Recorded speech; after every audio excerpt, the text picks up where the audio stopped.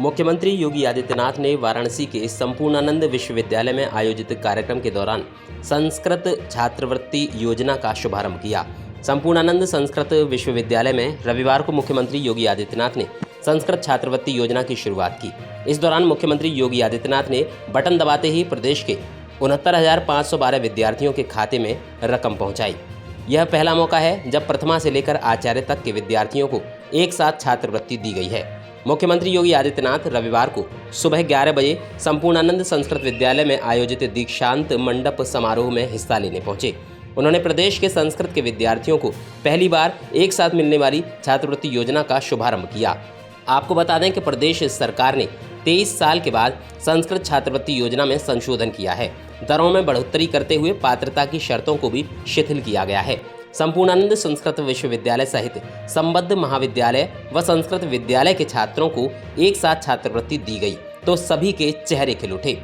अभी तक छात्रवृत्ति के लिए 1,21,977 छात्र पंजीकृत हुए हैं और 69,512 ने आवेदन किया है।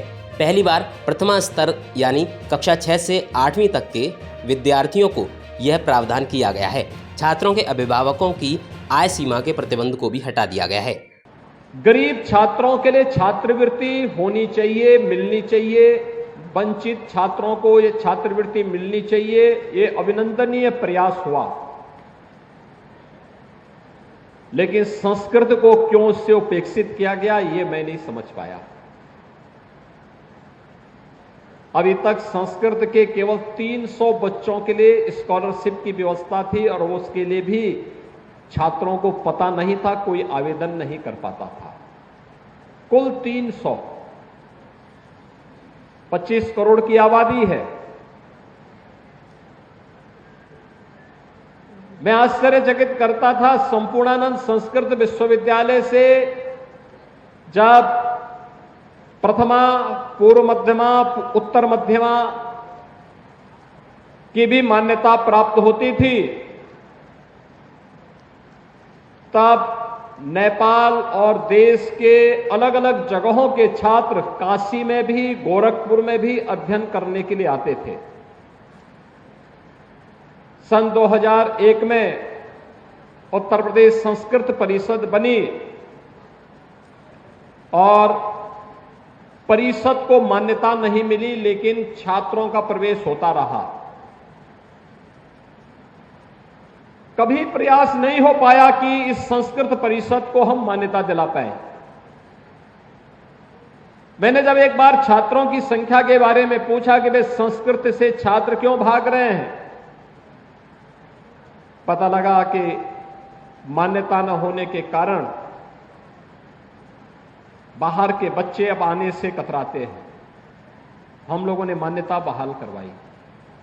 आज उत्तर प्रदेश संस्कृत परिषद में भी संपूर्णानंद संस्कृत विश्वविद्यालय की मान्यता पहले से थी और यह देश का प्राचीन संस्कृत विश्वविद्यालय है।